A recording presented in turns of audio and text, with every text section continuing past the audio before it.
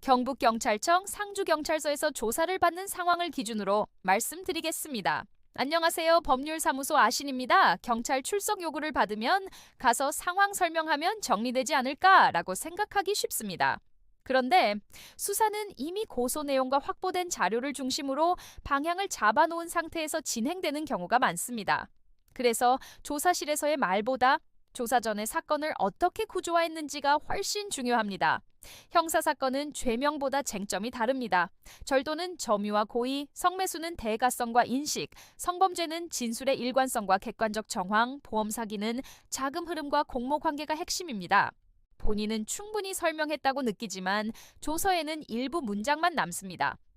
어처구니 없이 그 한 표현이 전체 취지처럼 읽히는 경우도 있습니다. 그래서 사실관계 시점 증거를 나눠 진술의 순서를 설계합니다. 경찰 단계는 끝이 아니라 이후 절차의 출발점이 될 수 있습니다. 성취 여부, 기소 가능성, 재판에서 다툴 부분까지 함께 봅니다.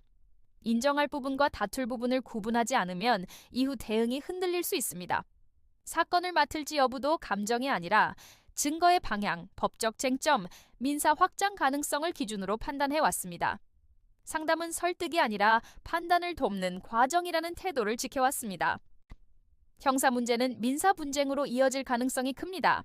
합의, 손해배상, 채권 관계가 동시에 얽히기 때문입니다. 그래서 소송 결과보다 실제 회수 가능성을 먼저 따집니다. 재산조사, 가압류, 강제집행까지 이어질 수 있는 구조인지 점검합니다. 판결만 있고 집행이 되지 않으면 현실적인 해결이라고 보기 어렵습니다. 부동산 분쟁이나 전세 사기 사건은 계약 구조와 권리관계를 함께 봅니다. 공인중개사 자격을 바탕으로 계약서 내용과 등기 흐름을 동시에 검토합니다. 가사사건 역시 감정 대응이 아니라 장기적인 이해관계를 중심으로 설계합니다. 이혼, 재산 분할, 양육권은 이후 분쟁 가능성까지 고려해 방향을 잡습니다. 출입국 문제와 형사 절차가 얽힌 사건은 형사, 민사, 행정을 나누지 않고 하나의 사건 흐름으로 종합 검토합니다. 상담부터 조사, 소송, 집행까지 직접 이어가며 준비해왔습니다.